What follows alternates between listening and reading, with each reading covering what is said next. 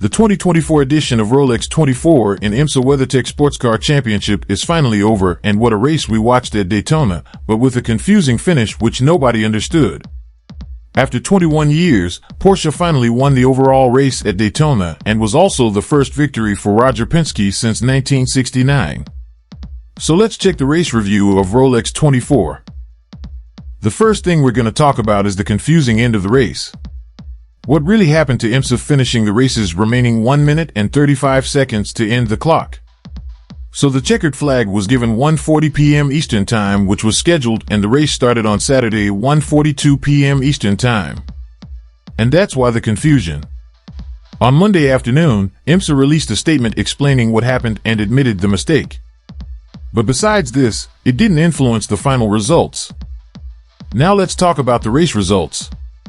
At the GTD class, the number 57 Windward Racing was the winner with Philip Ellis, Russell Ward, Andy Donch, and Daniel Morad as the drivers with Mercedes-AMG GT3 Evo car.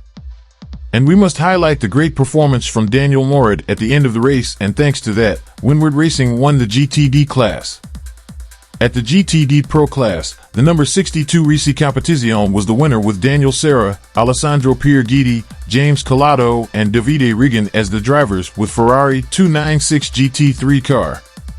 It was the first time that Daniel Serra won at Daytona and was the second most important victory for Pierguidi and Collado in less than 1 year, considering that they won 24 Hours of Le Mans in 2023 with Ferrari 499P. At the LMP2 class, Aero Motorsport number 18 was the winner with Ryan Dalziel, Dwight Merriman, Connor Zilisch, and Christian Rasmussen as the drivers. And in the GTP class, the number 7 Porsche Penske Motorsport with Felipe Nasser, Dane Cameron, Joseph Newgarden, and Matt Campbell was the winner with a Porsche 963 car. Now let's talk about the considerations of the race. The first consideration is a forgettable race for Vasser Sullivan team even at GTD Pro and also at GTD class. The number 14 was involved in a crash with number 20 MDK High Class Racing at the end of the first hour, needed to go behind the wall to fix the car, returned after to the race, but they had to retire the car. And at the beginning of the last hour of the race, the number 12 at GTD class caught fire when it was returning from a pit stop. The second consideration of the race is the promising performance of new brands Corvette Z06 GT3R and Mustang GT3 cars. Besides the issues during the race, which is very common for the new total cars, we must be excited for them for this year because they showed a great performance at Daytona, and probably we're going to see too many fights between them throughout the season. At the LMP2 class, it's inevitable to talk about the number 33 Sean Creech Motorsport. What a terrible day from this team. This car caused for cautions during the race due to the bad driving of Lance Wolsey and also because of mechanical issues of Ligier JSP217. I hope the Sebring round Sean Creech fixes the problems because it will be unacceptable if this happens again. Now talking about great things at the LMP2 class. I'd like to highlight Felipe Massa's debut at the Rolex 24 race. It was the first time that a Brazilian driver was taking part in an important endurance race in his career. Massa had a great performance at number 74 Riley and got a podium in his IMSA's debut. A really great final result for him. Who really did well also at Daytona was Pietro Fittipaldi at number 52 Inter Europol by PR1 Mathiasen. The Brazilian driver received a last-minute call last Friday at Indianapolis, where he is living now, to replace Clement Novalak, who got injured in the final practice and was unable to race.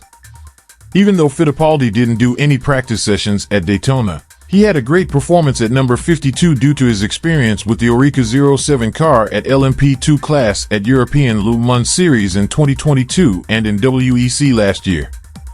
He also competed in the 2023 edition of Rolex 24 at LMP2 class.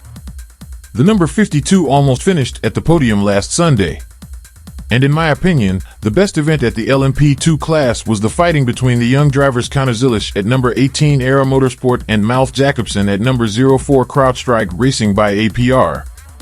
That was really a great fight to watch, and we hope to see more fights between them in the future. And finally, the considerations at the GTP class. It seems that unfortunately the 01 Cadillac is still cursed with bad luck at the races.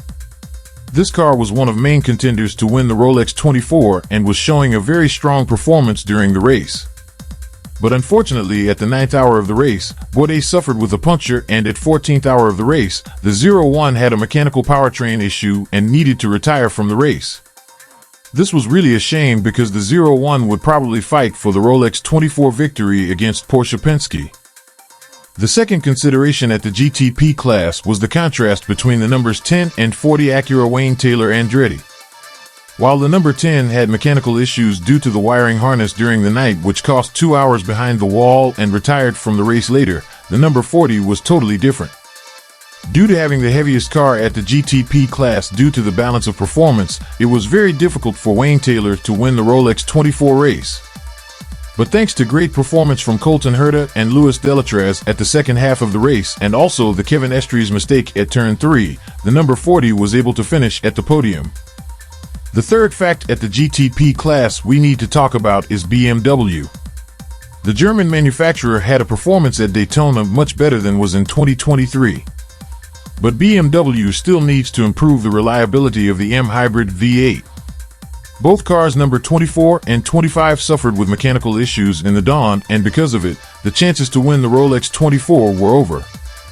The fourth fact we need to highlight is the reliability of the Porsche 963 car. At the Rolex 24 race, Porsche 963 was the only car which didn't have any mechanical issues. And this proves that the Stuttgart manufacturer really worked well to improve the reliability of the 963 car, which was the main problem last year. And with that, all the 4 cars finished the race without going behind the wall. And now the most important fact which happened during the Rolex 24, the fight between the number 7 Porsche Penske Motorsport and the number 31 Whelen Cadillac Action Express Racing. If you watched this duel, you're really privileged because this was an exciting fight for the victory, especially at the end of the race with Felipe Nasr versus Tom Blomqvist.